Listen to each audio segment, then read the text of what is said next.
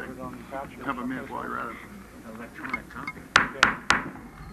Good evening and welcome to the San Bruno City Council meeting and San Bruno Successor Agency meeting of August 14, 2012. I'd like to thank the San Bruno Garden Club for the flowers, the very fragrant flowers they always provide for us. So if we sneeze a little bit tonight, you know why. Roll call, please. Councilmember Board Member O'Connell. Here. Councilmember Board Member Ibarra. Here. Councilmember Board Member Medina. Here. Councilmember Board Member Salazar. Here. Chair Mayor Ruane. Here. Carol, would you lead us in the pledge, please? Please join me. I pledge allegiance to the flag of the United States of America and to the republic for which it stands, one nation, under God, indivisible, with liberty and justice for all.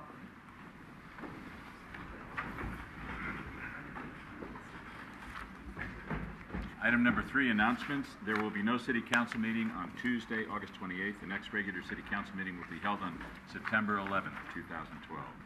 Presentations. We don't have any presentations this evening, other than one a little bit later with the senior group. Item 5, review of the agenda. I'd like to move item 12, which is receive the annual report from the Senior Citizens Advisory Board, to right after number 8, public hearings. Any other agenda items? All right. Approval of the minutes of the regular City Council meeting of July 24, 2012, and the special City Council meetings of May 21st and August 8, 2012. Any errors, changes, submissions? Seeing none, they will stand approved as submitted. Consent calendar. All items are considered routine or implemented earlier council action and may be enacted by one motion. There will be no separate discussion unless requested by council members, citizen, or staff. Any action on the consent calendar? Move to approve the consent calendar. Second. Motion is second on the question. All those in favor? Aye. Opposed? Great. We'll move right to item number 12, which is the receiving of the report. Receive the annual report from the Senior Citizens Advisory Board, and I believe Bill Goff is going to give that report for us. Is he ready? I'm watching a baseball game. You're on. Thank you, dear. Honorable Mayor and council people, I'm here to talk about the San Bruno Senior Center. Being that I'm the chairman of the board, I tried to delegate this to somebody, and everybody kept making excuses of why they couldn't do it. So here I am again. Anyway, there's a picture of our advisory board right there. You can see most of them have been the same people, except we added Ellen Donnelly. I don't know how many of you know Ellen Donnelly, but you may remember Mr. Donnelly, who was school teacher at Parkside for ever, I think. Yep. So anyway, we'd like to, those, now he's showing you a picture, so he's back, he went back to the other picture again. He was showing you a picture of some of the activities that we have going here, and you can see there's Mr. Kreisel in the middle there playing softball, and I think the right-hand picture was that was probably the volunteer party that most of you came to, and all the food servers and the dancing, and they've got something going now with Walgreens so that they can, what, I don't exactly know. How do you like that one?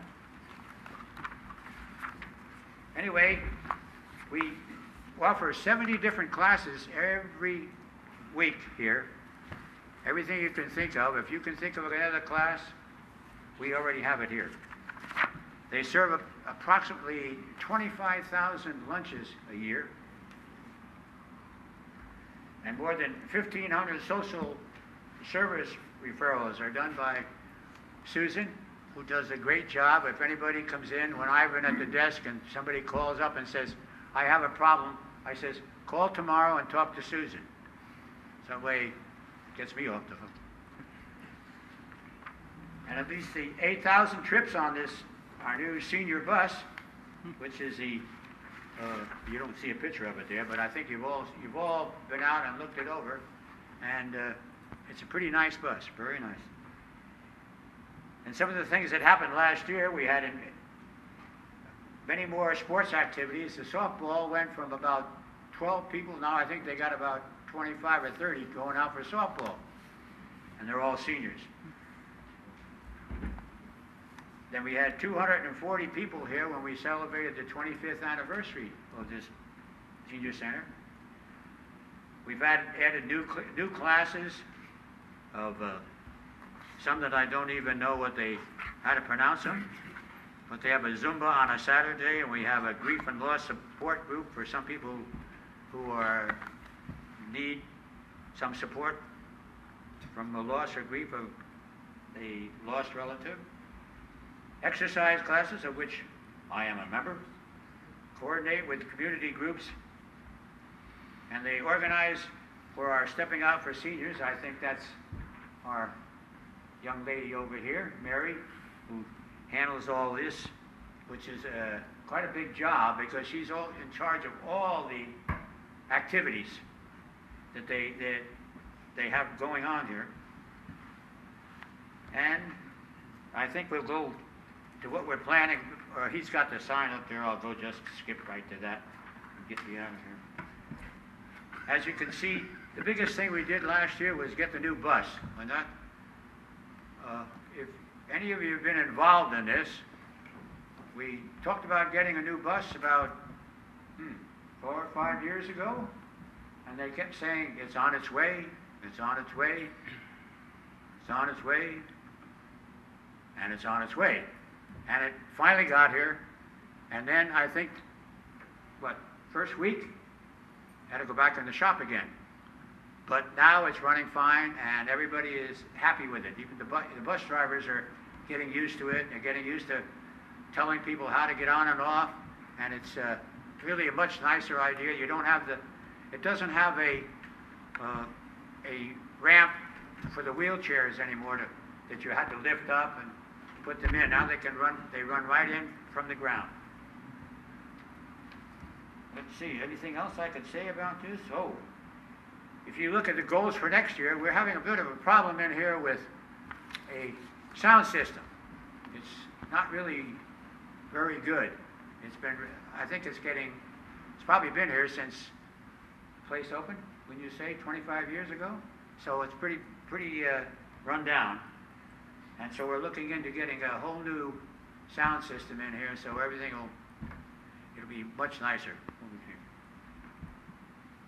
And this I didn't know about, but I see it on here. Develop a fixed route for the senior center bus. They want to make the senior center bus coincide with the Samtrans, so that some people that can take Samtrans and then get on the senior bus and take it right up here.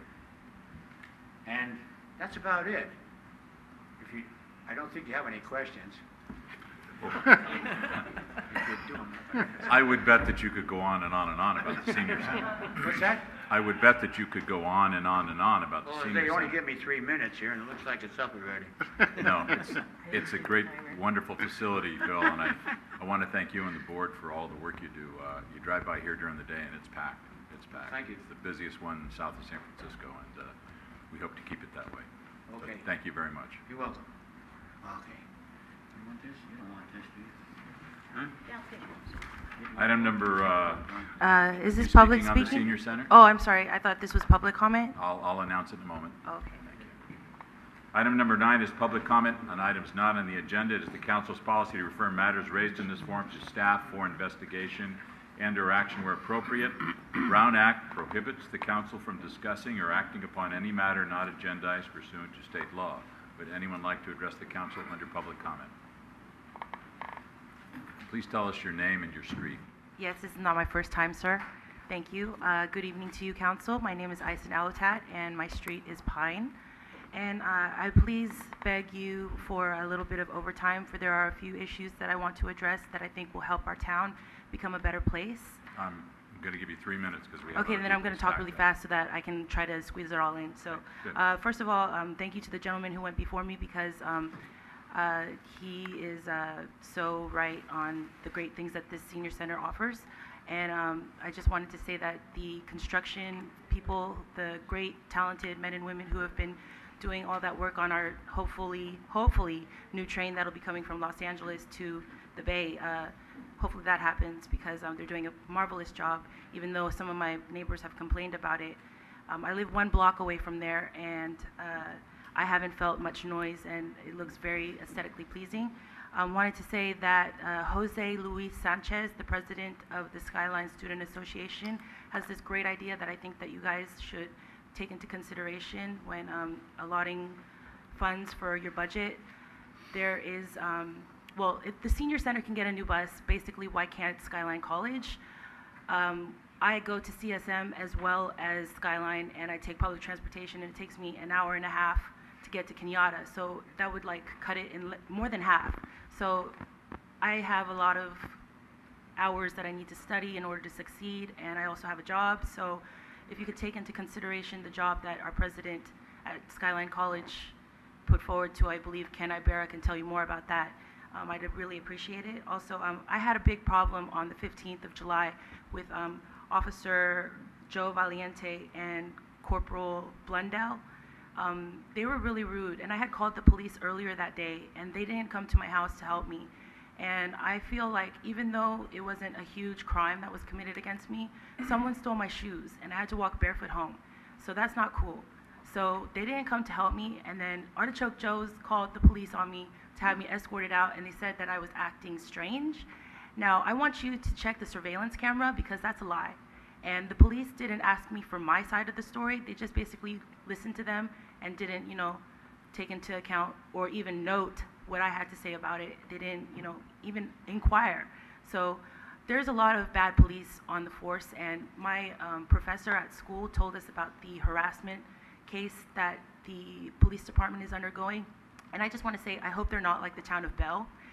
And with that said, I hope we can follow the example of Foster City, because Foster City posts the pay checks of their city council as well as all the members of their town in their city hall. So I think we should follow suit, because that's a really great idea.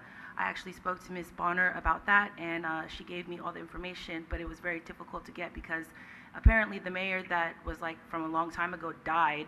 So like you had to get some sort of signature, and it was like a real huge fuss. So I think, some funny business is going on with this town, and that's not acceptable. Now, I'm the future mayor of this town, forewarning whoever my adversary is going to be, my opponent, and I'm going to win, because I have a lot of friends. Well, we So better wrap it up here. I have 23 seconds, thank you. Or 26 seconds.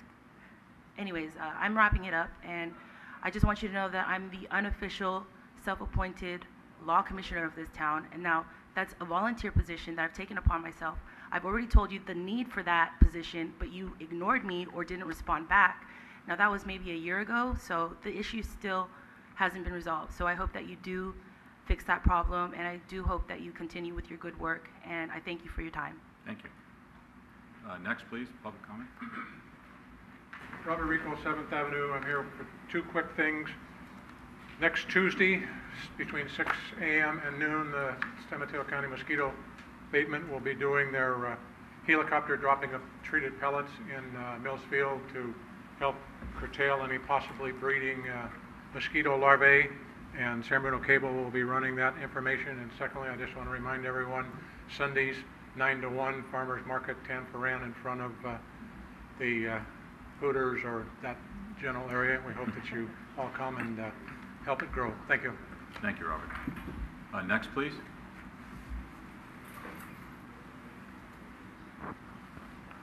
Tell us your name and your street, please.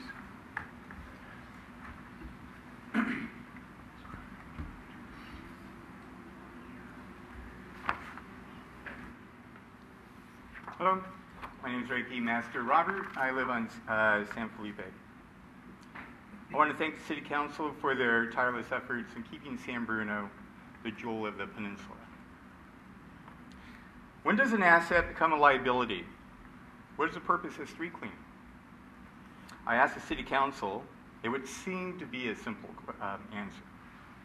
To clean the streets, of course. It has come to my attention that street cleaning on my street has become a hazard.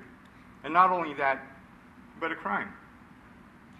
I'm a truck driver, and if I did what San Bruno street cleaning will be doing tomorrow, I would receive a citation and a fine. The street cleaners of San Bruno are kicking up asphalt and rocks onto the street, well, on my block, and I'm sure on other blocks also. I brought some of the rocks that they're kicking up on my street. I've talked to the street cleaner about it, and he told me that it is better that they clean my streets than not come at all. And I told him, I don't believe so. This has become a very huge problem. And not only that, but I've noticed that on the east side of El Camino, the streets of San Bruno are in terrible repair. On the west side of El Camino, the streets seem to be fairly good. I guess that we repaired the streets on the west side some time ago, a year maybe, and that you are preparing to repair the streets on the east side. Also, I noticed that there are no street cleaning signs on the west side of El Camino, but on the east side of El Camino, we have a lot of street cleaning signs, and that arouses my curiosity. So my question to the City Council is, what is the purpose of street cleaning? And also, now that you understand that there is a hazard going on because of street cleaning, I'm sure that you will come up with some kind of idea. Also, I would like to say I hope Obama gets it right this time. And Mitt Romney, yeah, let's see your tax return. Thank you. Thank you. Next, please. John Barrelier, North San Anselmo. I'm here again to question the wisdom of firefighters shopping on city time. When I take my grandson anywhere, I hold him by the hand because I'm the adult. I know better. I know where there's danger. He doesn't know that when he crosses the street, he could get hurt. When I was in business, I trained men, and the first thing I told them was, think for a second before you use this tool. How can you get hurt doing this? And then do it another way. I asked for a response from the City Council regarding the time the alarm came in for the fire up on Lake Circle. The time of arrival, and how many trucks arrived. They arrived on time with one truck. Other trucks came from other cities. My question naturally would be, where's the other truck? The answer I got from your city attorney was that it was in training. So naturally, I want to know precisely where the training was done, how many men from our firehouse were there, the name of the teachers and the firemen, the topic covered, the time and the date covered. Even if this checks out, the procedure of firemen shopping represents a danger or a disaster, depending on where you're sitting. Doctors have a Hippocratic oath. First, do no harm. Sit down and figure out a way to feed the firemen without sending 3 trucks or a truck and 3 firemen. It's a tradition that's dangerous and outmoded since shopping online has come to be. Unlike others, I'm not swayed by the shiny truck or fireman on a ladder silhouetted by the fire. Only, did they get there on time? Were they at full strength? Thank you. Thank you. My name is Kevin Gannon. I live in 273 Mastic, and I'll make a short comment. My water bill is going up. My water bill is going up again, and it has quadrupled since I moved to San Bruno. And I let my grass die.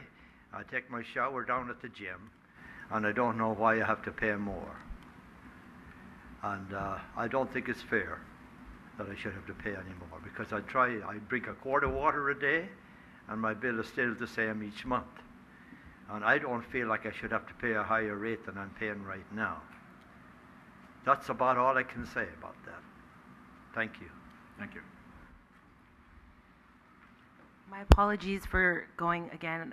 The gentleman before me said that he would be fast so that I could have the remainder of his time. I'm sorry, you have 3 minutes. Do you not want to hear about the police being It's not a matter corrupt of wanting and to breaking hear. the We law? have 3 minutes for everybody this evening. So do you not want to know what's going on in this town? Is that what you're saying, Mr. Ruane? Are you going to argue with me?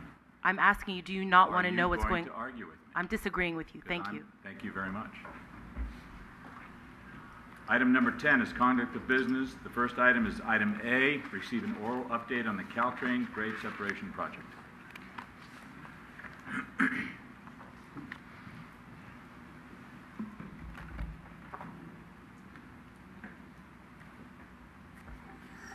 Honorable Mayor, Council members, good evening.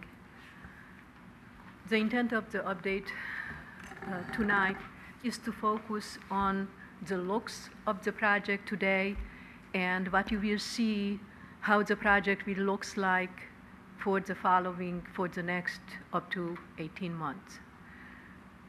The project is completed about 50%. Just lately, in the last few months, the girders were set for all three crossings in the city for San Bruno, San Mateo, and Angus. The clearance, what you see and how those crossings looks like, is a temporary looks only just for the duration of the construction, and the clearance will be different when the final construction will be done. The grade of the street will go further down at San Bruno with about little bit over 1.5 feet, and at Angus with 3.5 feet. Right now is the lowest clearance is at Angus, and the drivers are advised for low clearance at that location. Those crossings will have the final clearance and the final street grade around next June, based on the latest available schedule. What you will see between now and next June is the contractor will start to work on the platform and also the construction of the walls, the embankment of the tracks themselves. That construction will last until around March of next year. March of next year, then the train operation will be moved from the shoe fly to the final tracks. And then when that will happen, the work will start to lower the crossing at those three locations and to reach the final grade. And also, during the same time, the construction on the east side of the track will happen. The expected completion date right now for the project is next December or around that time, if you have any specific question. Any questions? Real quick through the chair. Only one thing I did notice is for example, today going from east to west from Toyota to Huntington took 7 minutes. So not that we control the lights, but I do understand that it is just getting more challenging as far as the traffic. And again, Melody, on San Bruno Avenue to Huntington was 7 minutes, just to move that much. So I don't know about the lights or how long, or there was one train to be fair, but the train was actually very quick. So it just seems to be causing a bottleneck. Always has. I know there's going to be inconveniences, but I don't know if there's a timing issue with the lights, or if there needs to be taken in consideration at the high peak traffic times. That intersection and that timing at that intersection is an ongoing challenge, but I will pass again that request and to bring in the attention of the team that maybe they can improve something on the timing. Thank you. Thank you, Clara. Item 10B, receive a report on the Sharp Park Private Sewer Lateral Grant Program.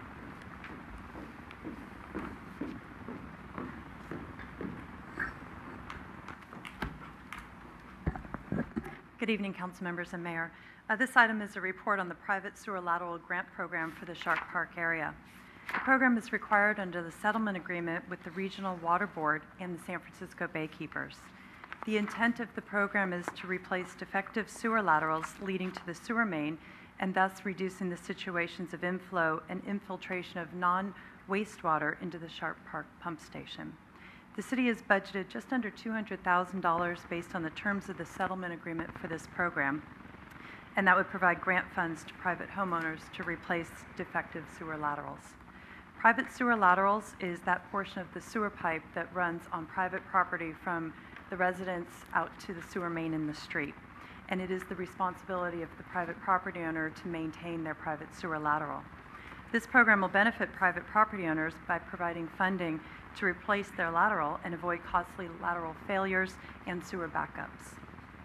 How the program will work once we lay it out is that interested homeowners will be able to contact with a private plumbing contractor to conduct a video inspection of the sewer lateral. The video will be reviewed by the city's sewer services manager, who will then rate the condition of the sewer lateral.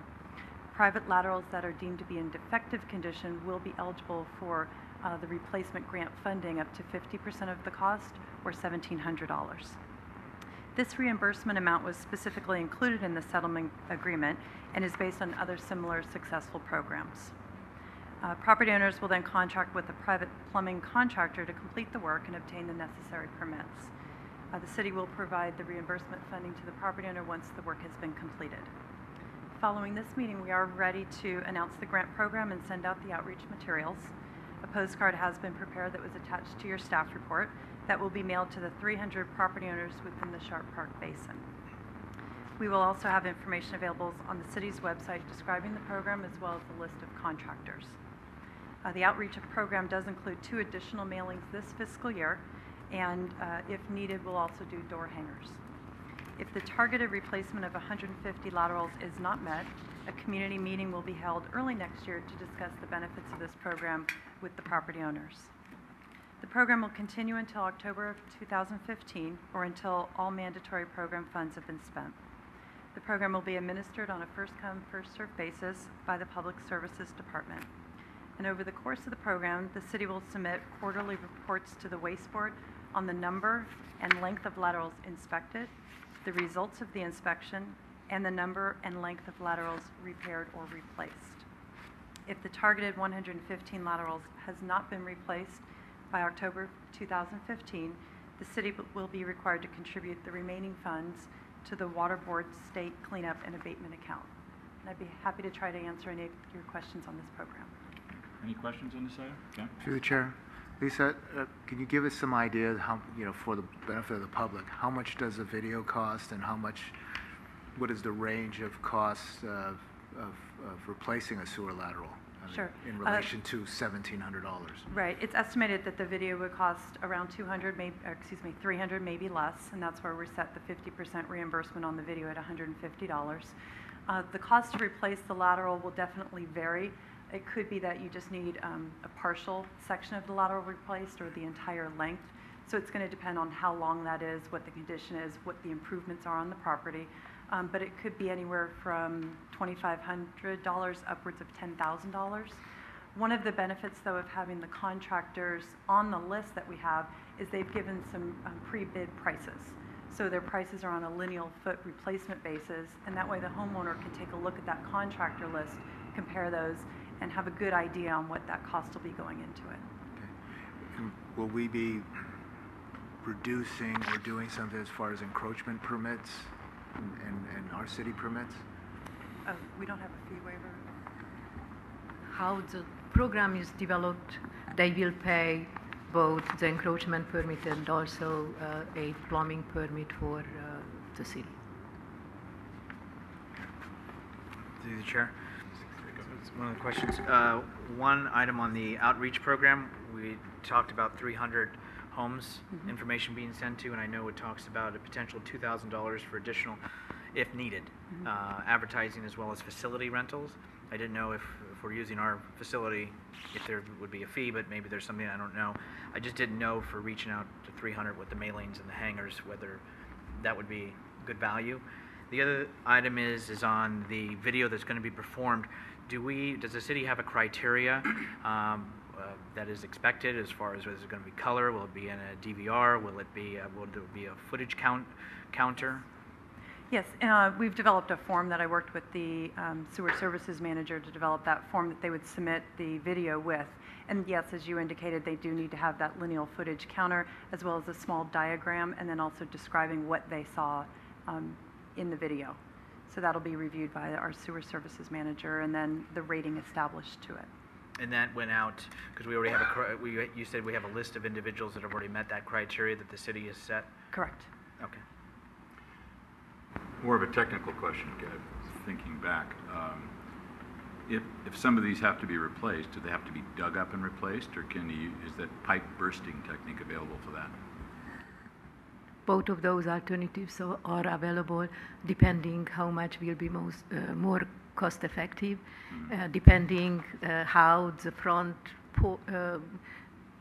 lot looks like, how much disturbance to the work itself would be in a open trench versus pipe bursting. Okay, thank you. Any other questions? Well, the last comment you made is that if we don't expend all of the grant money, we have to give it up. Why don't we have a plan, say if we don't have it, that we do something, or at least probably contribute more, to certain properties. What I'm getting at is how can we keep this money, in the neighborhood on this issue. This maximum dollar match was very hardly negotiated with the regional board, and the regional board did not agree with a higher match, even if our estimate for the average cost was much higher. The reason why they did not agree with a higher match for those laterals is the successfulness of this kind of program with other cities and how many people really took advantage of this program.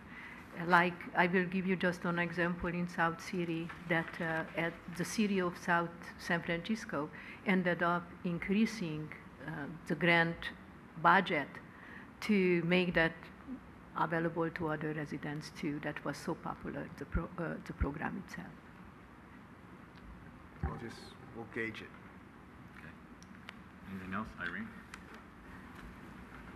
I just want to comment. I had my lateral flail several years ago, and it cost me over $5,000 to have it fixed, and I had to have the soil cleaned up and all sorts of things. So it's a extremely expensive proposition not to have it done, more so than spending the $300 or $150 to have it, the videotaped. At least you know what you've got. So I've encouraged everyone who gets the mailer to look into it. I know it's a lot of money, but it's more not to do it if it needs to be done. Through the chair, I have a couple of questions. So I just wanted to clarify the terms of the agreement, and not only is there a dollar amount, but there's also a number of laterals that actually have to be addressed in one way or the other. And I believe in the staff report, the word replace was used, but in the language of the actual agreement, I believe it's either repair or replace. So they can be repaired or replaced. And I'm wondering, is there a criteria on how much has to be repaired before it's considered adequate? Meaning that if we could address a section of it and not all of it, but would that be considered, can we then check one off the list? I mean, I'm not really sure if there's a defined criteria for what would get us where we want to be. Right. There's not a defined criteria, but if there's a small section of the lateral that can be repaired, as you indicated, that would be eligible under the program, and then that would qualify as one lateral. So it would be to the discretion of our sewer services manager to make that determination. Okay. And the other thing that kind of caught my attention was that we're going to be reviewing these videos internally. But recently we said that we didn't have the expertise in-house and we were going to have to bring in a contractor to evaluate the video that we're getting for the system, the larger system. And I'm wondering, are these defects somehow different or more obvious that would make it easier for us to evaluate that in-house versus the other videos that we're working on? Council member, the expertise needed to review these videos for the lateral is less than the expertise needed to review for the main, for the whole system. The city itself has already a lateral video that the city already doing video inspection for the laterals, and they already developed a expertise needed for them to review these videos for the laterals.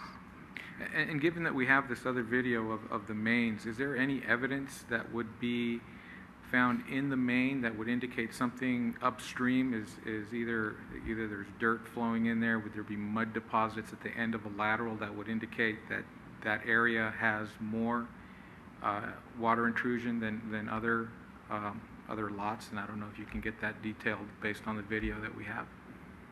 Interesting question, and I am certain that yes, you will be able to tell more and more if you are carefully reviewing those videos for the whole system. Okay.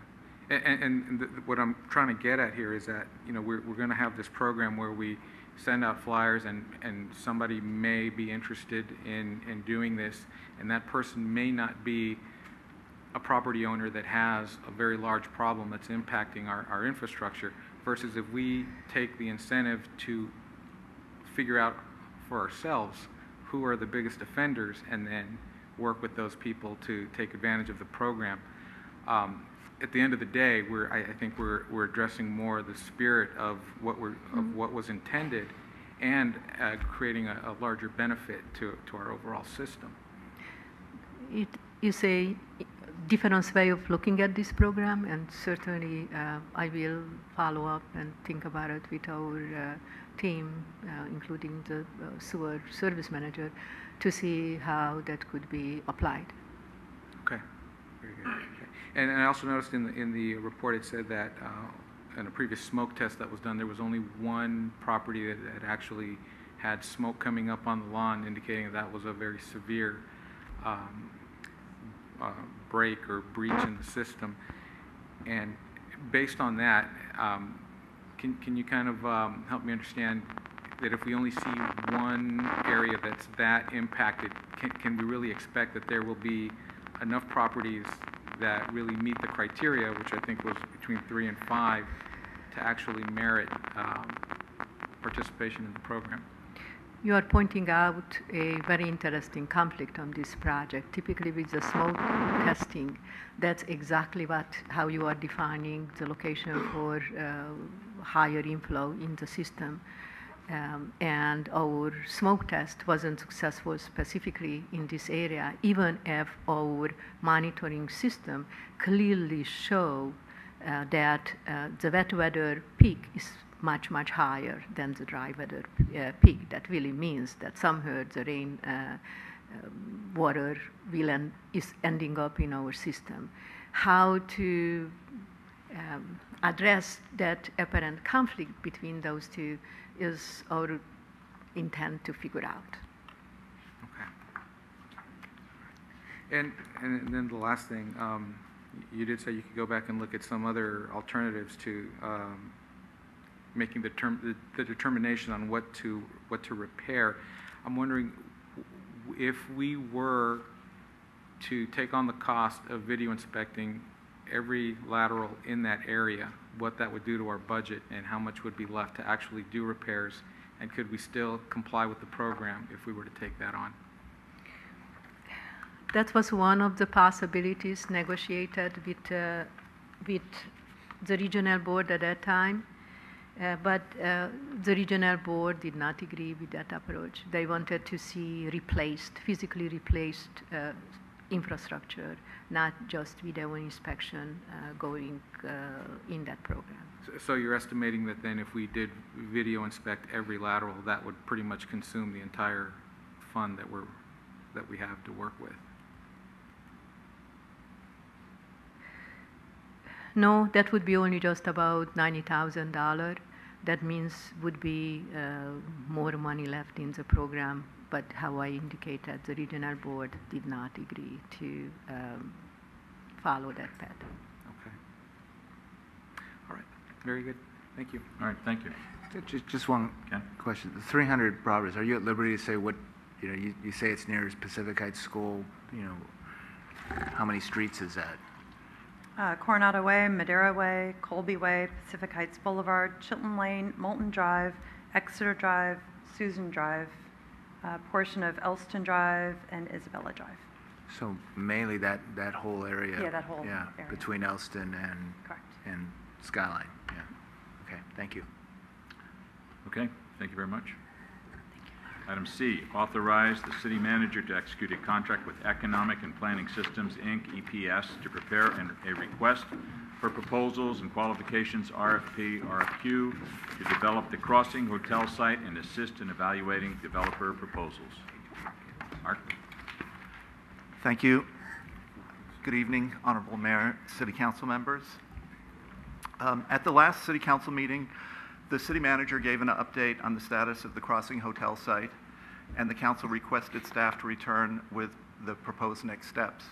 I will review the background and describe the plan for soliciting developer proposals for the Crossing Hotel site. The City is about to complete the purchase of the hotel site from Martin Regis at a cost of $1.4 million, which is less than the current appraised value of $1.65 million. The 1.5-acre site includes 2 parcels and is located adjacent to El Camino Real and the I-380 interchange. The site is the last vacant development site within the Crossing 20-acre Crossing development. The development of a hotel at this location has long been a high priority of the City Council and the community, and the hotel is an important part of the vision for a mixed-use transit-oriented development that was articulated in the 2002 U.S. Navy site specific plan. The specific plan calls for a flagship hotel provided by a major operator that offers guest rooms, meeting facilities, and a variety of personal services. Although the hotel market has been weak for the last decade, and there has been very little activity to purchase sites or develop new hotels in the Bay Area, the market has begun to improve. And one sign of that is the fact that a number of hotel developers have contacted the city to express their interest in the Crossing site. In the past year, the city received unsolicited proposals from 2 developers and has been in informal discussions with them. Both developers requested significant public subsidies. The city hired EPS, an economic consultant, to provide an independent analysis of the proposals and the financial merits of the subsidy requests. Staff reviewed the proposals and the economic analysis with the City Council subcommittee. Although both developers expressed a willingness to negotiate, given the improving market conditions and the excellent location of the Crossing site, the property may be able to attract the interest of other hotel developers. In addition, the city will soon own the property and will have full control and the ability to better realize its objectives. Staff recommends that a broadly released request for proposals and qualifications is the most effective way to assure a competitive process and give greater confidence that the ultimate outcome will meet the city's objectives. Staff also recommends that the city continue to use EPS to help prepare the RFP in order to move forward quickly and take advantage of the increasingly favorable hotel market. EPS is familiar with the city's objectives for the site and is in the best position to provide responsive and timely service. The city has worked with EPS in the past, and staff has been very satisfied with the quality of their work. EPS is a well-qualified economic consulting firm with expertise in hotel development and market analysis, and a strong understanding of the peninsula market. City staff would work with EPS to develop an RFP designed to attract top quality responses and ensure that respondents provide the information necessary for a thorough evaluation and comparison. For example, the RFP would state expectations related to deliverables, schedule, minimum qualifications, and selection criteria. The RFP would include a project background section to provide a clear understanding of the primary city objectives as well as key site features and constraints. For example, in general terms, the city seeks a 130 to 150 room all-suite select service hotel with 4,000 to 5,000 square feet of meeting space. The RFP would also outline the city's likely role in the development process, including a general description of the potential for financial assistance. The RFP would be distributed to the top national real estate investors, developers, and builders. EPS would assist the city in the evaluation of proposals and interviews with the most promising candidates. The EPS cost proposal to assist with preparation of the RFP and evaluation of the proposals is $16,000. The city has previously paid $12,000 for EPS to review the earlier two proposals. So that would make the total for the necessary work for the crossing development site at $28,000.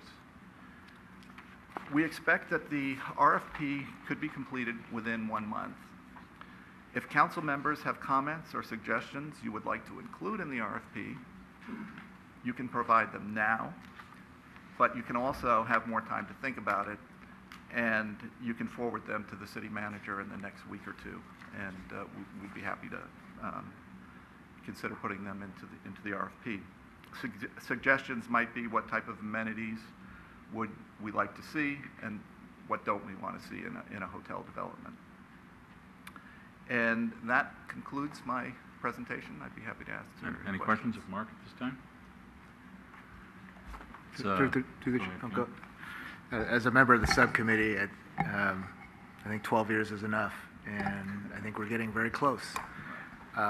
This council, majority of this council and previous council has been very, very adamant that this site has a quality facility, hotel and conference center, banquet service and things, and I think it's about to happen. So working with EPS in the past, it's invaluable information that he has provided, and because of the fact that it's something very unique to our community, I think we're on the right track.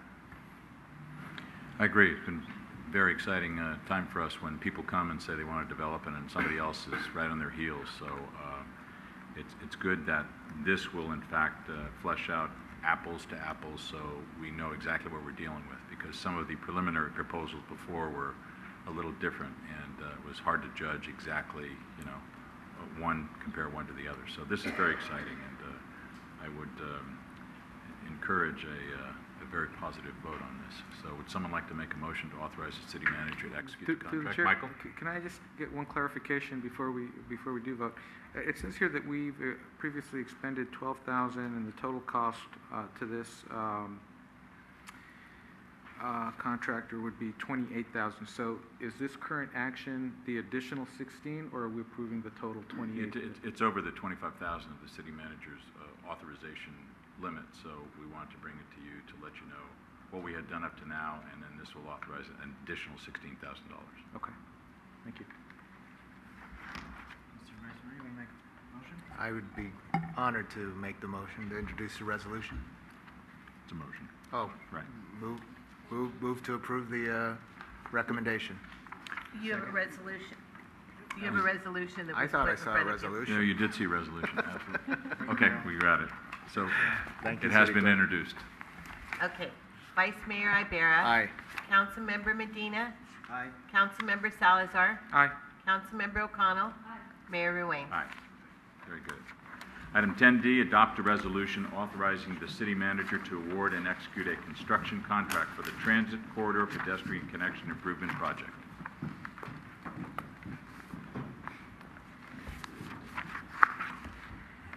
Honorable Mayor, Council members, I have with me Tina Shank. She is the project manager for this project.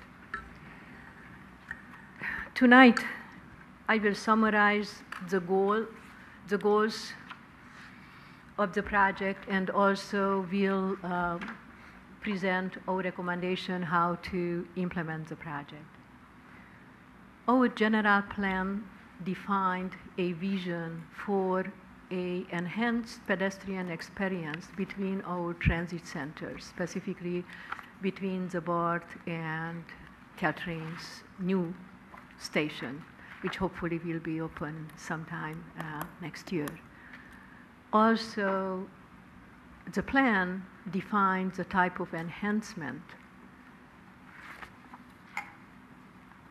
which could be implemented as part of our general plan for the pedestrian experience enhancement, such as ADA ramps, enhanced pedestrian lighting, benches, wayfinding signs, a bus shelter, enhanced landscape, and including street trees in the main transit corridor, which is defined transit corridors between the transit centers, San Bruno, Huntington, and El Camino. To implement this vision, the city was looking for grant opportunities, knowing the financial constraint what the city is experiencing, and was successful obtaining a total of around $1.1 million for the implementation of this project. Like with any grant, together with the positive of having funding to implement the project, also the grants are coming with some negatives also, such as very strict deadline, what you have to meet, and very strict requirement for the project implementation itself. And sometimes that really can be challenging based on sometimes a little bit optimistic schedule developed by the department.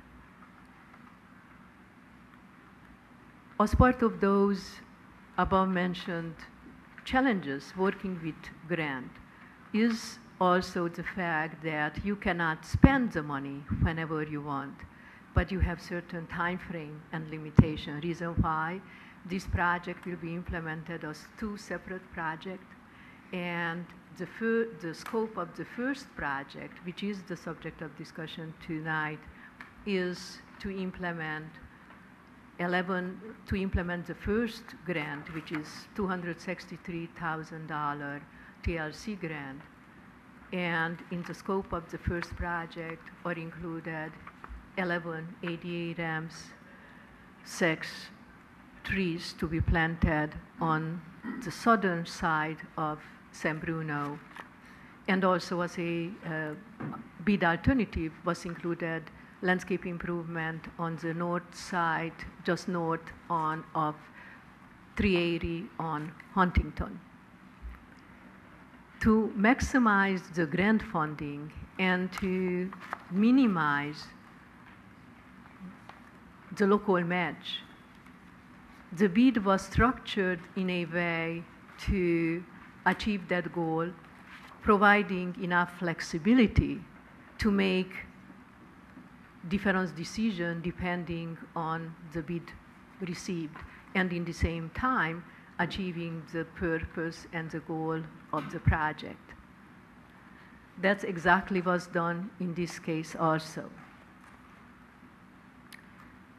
Unfortunately, the deadline, based on the limitation of the grant, and the bid was opened yesterday. I provided you with additional information, and also some additional information is available for the public on the table at the entrance in the room. Unfortunately, the city received only just one bid, and that one bid is from TriNet Construction. Analyzing the bid received, the bid is responsive, meets the requirement of a responsive bid. Also, the city has prior experience with this contractor, and this contractor performed acceptable quality job on city's projects.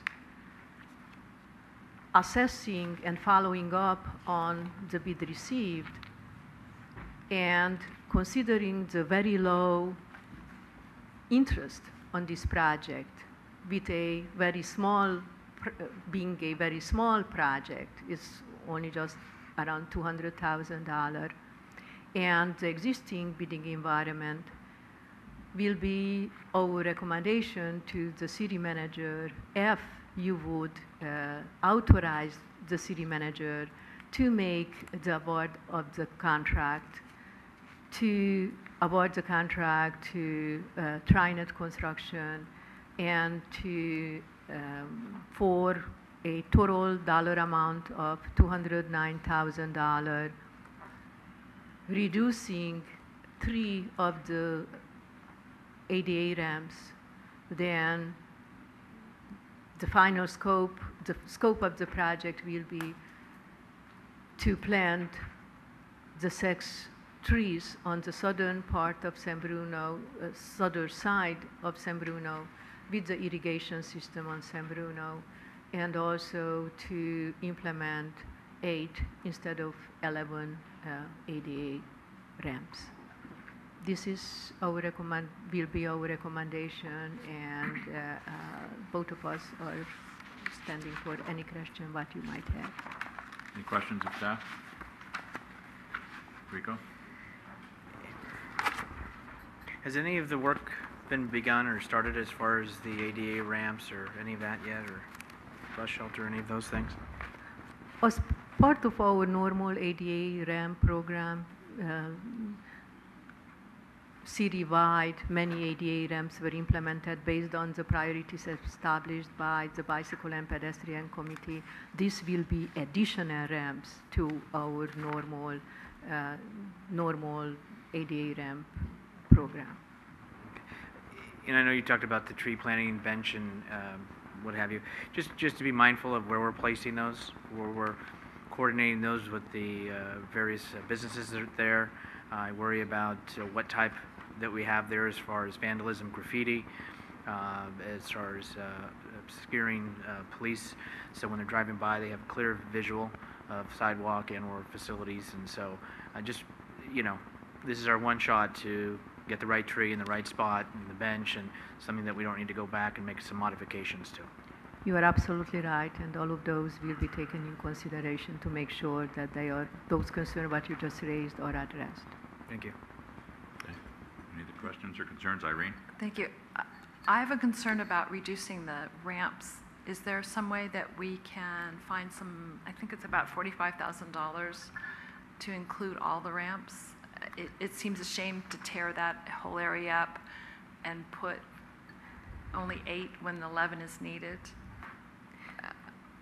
Yes, I hear your concern, and will depend how, based on our assessment of the bid received, still that possibility there that not all of the contingency will be necessary, and then will be possible for us, and will be our intent to negotiate with the contractor to include those ramps back, if not all, some. And also will be our intent to include all of the remaining items in the next phase of the project, which is much higher dollar amount, is around $850,000, which is our expectation to take place next year. Okay, so if all 11 don't get done this time, the rest will definitely get done next time. Correct. Okay. Okay, thank you. Any other questions? Action? I'll introduce the resolution. Councilmember O'Connell. Aye. Councilmember Medina. Aye. Councilmember Salazar. Aye. Vice Mayor Ibarra. Aye. Mayor Ruane. Aye. Item 10E, adopt a resolution appropriating $654,000 in congestion mitigation and air quality grant funding to the Street Median and Grand Boulevard Improvement Project and authorizing the city manager to award and execute a construction contract for the project. Through the chair. One of the medians in question is within 500 feet of my residence, though it's probably being on the very conservative area. Better to be safe than sorry. I'm going to recuse myself during this item. Honorable Mayor, council members, I have the pleasure to have now Will Anderson with me, the project manager for this great project, and he will help me with all of the answers. Back in 2002 and 2003, the city developed a vision for enhancing and rehabilitating all of the medians citywide. A design concept was developed for the El Camino Boulevard and also for San Bruno. And after the development of this design concept, then the implementation of the project started.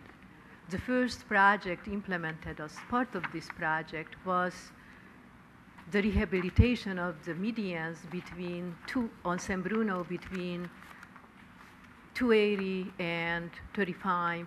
Then the next project was replacing 5 medians on El Camino, including installation of a new gateway, both end of El Camino and both entrance in the city, north and south, and also the implementation of a pedestrian countdown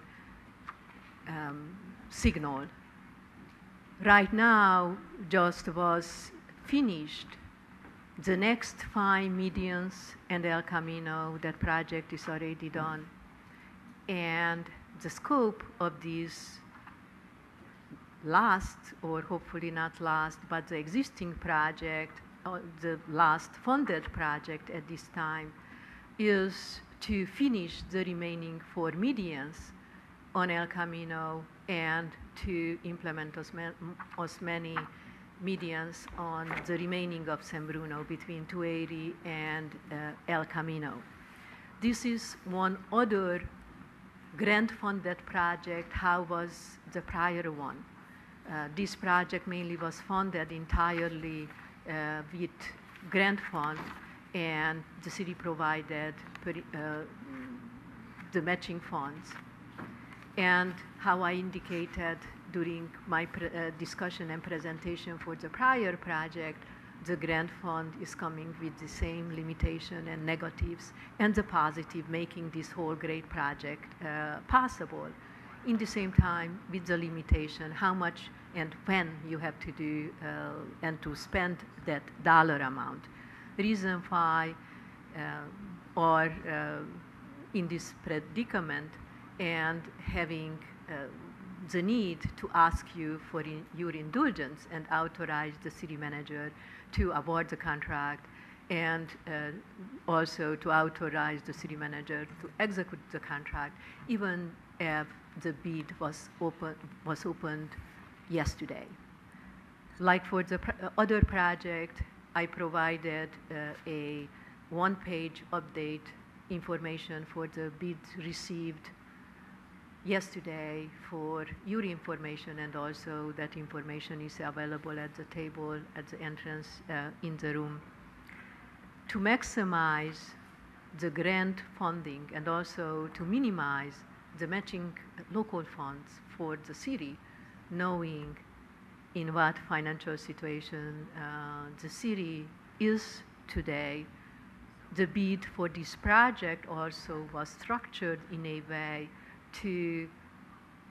in a very flexible manner, and to enable us to have many decisions available to us depending how the bids will come up and how you can pick and choose what you will include in the bid package, that you could choose whichever median, you would have enough money to implement with the available funding on San Bruno. The city received 2 bids. The lower responsive bidder was J.J. Nugent, which is the contractor who implemented the prior project, which was just finished right now. They are a responsive bidder for this project based on the work, the quality of work, and the timeliness of the work they performed for the existing project. The department is very comfortable making the recommendation to the city manager to award the contract to J.J. Nugent for a total of proposed $614,000 contract with a $61,000 contingency, maximizing the available funding for this project of $729,000, of which $654,000 is the grant fund, and then the minimum required matching fund. This means that all of the remaining 4 medians on El Camino will be finished as part of this project, and also 1 median on San Bruno Avenue will be included in this contract, which is number 6, which is the first median after 280. Our recommendation to the city manager will be to award the contract for the $614,000 and with a construction contingency of 61. Oh, I didn't even realize that I can be more effective talking in the mic from a closer setting, and to include and to approve a contingency of $61,000 for this project. Our approach will be the same. How I expressed our approach for the prior project, and if contingency will be available during the execution of the project, will be our intent to include other medians if that will be possible. Both of us are standing for any question what you might have. Any questions? Ken? Can you give a brief description of the CMAQ, the federal grant? What was the purpose of the grants? And I mean, was it for the beautification and improvements of these thoroughfares? CMAQ fund can be used for many different purposes depending on the program which is paid out of CMAQ. CMAQ is federal funded program, and in essence this program is focusing on enhancement of the right-of-way, enhancement and improvement on the transportation environment. And most of these projects funded under this specific program are more the same type of median enhancement, this type of enhancement projects. So it would be accurate to say that we would not have gotten a grant to just repave streets? No, certainly repaving streets would not have been eligible for this specific program. Thank you. Any other questions or action? I'll introduce the resolution. Councilmember O'Connell. Aye. Councilmember Salazar. Aye. Vice Mayor Ibarra. Aye. Mayor Ruane. Aye. Item number 11, successor agency, receive a report and adopt a resolution as the successor agency to the San Bruno Redevelopment Agency approving the draft third recognized obligation payment schedule for the period January 1 to June 30, 2013. Kim.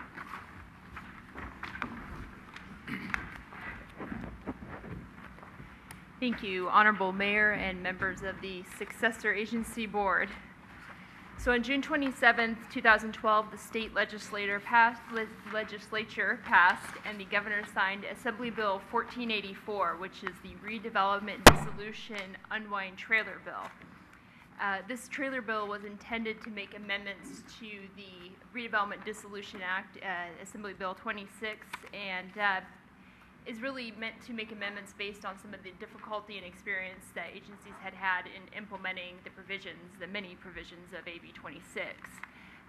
There are many aspects of AB 1484 that will impact San Bruno, so I'm going to just quickly walk through what those impacts will be. First of all, as you're aware, AB 26 requires that a successor agency prepare a recognized obligation payment schedule every 6 months to ensure that we continue to receive funds to pay the outstanding enforceable obligations of the former redevelopment agency. AB 1484 determines that the third ROPS for the period of January 1st through June 30, 2013 must be prepared and approved by the Oversight Board and submitted to the State Department of Finance and the County Auditor Controller by September 1st, 2012. If the city or if the successor agency fails to comply with that deadline, the city is subject to a fine of $10,000 per day. So there are consequences now. Prior to the trailer bill, there were no real consequences in AB 26 if you didn't approve the ROPS. So this obviously has pretty significant consequences. In addition, the Department of Finance has released a new form of the ROPS. So the ROPS that was sent to you as before you tonight contains many additional pages of information that were not in the previous versions. So the version that's before you tonight is still a draft. It's pretty much getting close to final draft, but given all the pages and all the amount of information that we're putting in there, we're continuing to work on it. And we are anticipating that that will be sent to the Oversight Board and for approval at their meeting next Tuesday on the 21st. Another provision of the trailer bill that will impact San Bruno is the requirement of the successor agency to engage in yet another audit process. We've already gone through a 3-stage audit process back in the spring, and AB 1484 outlines another 2-stage audit process. So we will engage in the first step of that process, which they will come in and basically determine the remaining funds in the low and moderate income housing fund by October 1st, and that audit has to then go to the Oversight Board for approval by October 15th. And then subsequent to that first audit, we'll have a second phase to audit the rest of the former redevelopment agency funds, which has to be done by December 15th, with approval by the Oversight Board by January 15th. These audits are significant because once they're complete, the Department of Finance will review them and issue what is called a finding of completion. So AB 1484 is essentially put on hold sort of many of the aspects of the dissolution bill that we were going through. So for instance, the next step would be the property disposition. AB 26 basically outlined a process in which all properties owned by the former redevelopment agency were to be disposed of as expeditiously as possible. AB 1484, the trailer bill, has essentially put a hold on that activity until a finding of completion is issued. So at this point in time, no agencies will be disposing of property over the next 6 to 8 months while we go through these audit process. So as I mentioned, once that finding of completion is issued, the successor agency will submit what is called a long-term property management plan.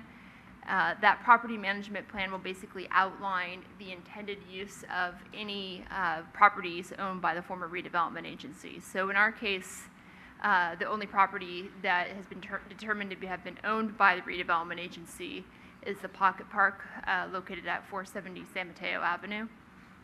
So the long-term property management plan essentially there's 4 permitted uses under that plan. The first is the continuing retention of the property by a government agency for its continued use as a park in this case. You can retain property for future development if that's what the redevelopment plan called for. You can use the property to fulfill an enforceable obligation, or the oversight board or the successor agency can determine that sale of the property is in the best interest. Finally, and probably most important, one of the most important things as it relates to San Bruno is the provision added in the trailer bill for repayment of outstanding advances between redevelopment agencies and cities. As you're well aware, AB 26, the original dissolution bill, essentially said that any advances or loans made by a city to the redevelopment agency outside the initial 2 years of the agency formation were not enforceable obligations and basically had no provision for those to be repaid. So the trailer bill does provide a means for repayment of outstanding city advances to redevelopment agencies, regardless of whether or not it was within the 2 years of agency formation. Essentially just requires that the oversight board find that the loan was made for legitimate redevelopment purposes. However, there's a formula prescribed in the statute. So in simple terms as possible, there's sort of a pecking order on how agencies are paid. All the former tax increment funds are distributed to pay enforceable obligations and pass-through payments and so on. And then what's left over is distributed to taxing entities as property tax revenue. So if in this year, say $2 million is distributed as property tax revenue to the taxing entities, in order for the city to begin getting repaid any part of the outstanding $2.9 million in advances, that base distribution has to increase. So basically it's saying that taxing entities are assured that $2 million will continue to be distributed going forward. So in order for the loan to be repaid, that base has to grow. So come next year, that base would have to grow from $2 million to say $2.4 million. And then that $400,000 of growth would then, there's a formula that says 50% of that could be repaid in the form of a loan. So the city would be eligible to receive a repayment of $200,000 of that outstanding loan. Further, it also adds a provision that says 20% of any outstanding loan repayments are to go towards low and moderate income housing purposes. So even though the city now has a means of getting repaid the $2.9 million, it won't receive the entire $2.9 as unrestricted revenues, essentially.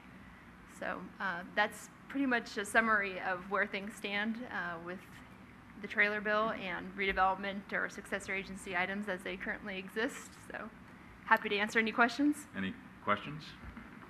I'd just like to say I wish we could supply a nice big trailer, maybe with no air conditioning, for the legislature to sit in for a while and see what a mess they've made of this whole thing. I don't know how you keep it in your head, Kim. Great job. Anyway, any questions or action? I'll introduce the resolution. Board Member O'Connell? Aye. Board Member Medina? Aye. Board Member Salazar? Aye. Vice Chair Ibarra? Aye. Chair Ruane? Aye. Item number 12, we already had item number 12, which was the report of the Senior Citizens Advisory Board. Item number 13, comments from council members. I would like to remind everyone, since we're not having a second meeting in August, that we will be having a remembrance of the September 9th, 2010 explosion and fire on September 9th at City Park. It will be adjacent to our new memorial sculpture right near the Rotary Pavilion and the Veterans Memorial Building. It'll be very short. It'll be mostly a social gathering with a few words said, and we will be unveiling a plaque in memory of those that passed away that evening. So that's September 9th, City Park, 5 to 7 p.m. It's a Sunday afternoon. So I encourage everyone to please attend, and we'll be putting that on cable TV quite a bit in the next few weeks. Any other comments from council members? Well, since we're making announcements, every Friday at City Park is Concert in the Park, starting at 6 p.m. and going until we get kicked out, I guess. Also the 25th of this month. month, the Wait, American Legion will be we can't hear you. having We can't hear you, so, So I'll be speaking here. thank you. Any other council members? All right, and adjournment, before we adjourn this meeting this evening, we've had some very, very serious accidents that occurred in this city here the last 3 or 4 weeks. A very serious fire, and 2 gentlemen who passed away in a very, very horrible traffic accident in Sneath Lane just a few weeks ago. The 2 people in the fire, one was a 2-year-old girl, Akash Prasad, and her grandfather, 62 years old, Leela Prasad, or grandmother, I'm sorry. And in the fatal accident was San Bruno resident Amolfo Picasso, 39, and I believe his cousin, who lives in South San Francisco, Osvaldo Picasso Gomez, 37 years old. I think this city knows tragedy well, and I would like to close this meeting in all of their memories this evening with a moment of silence.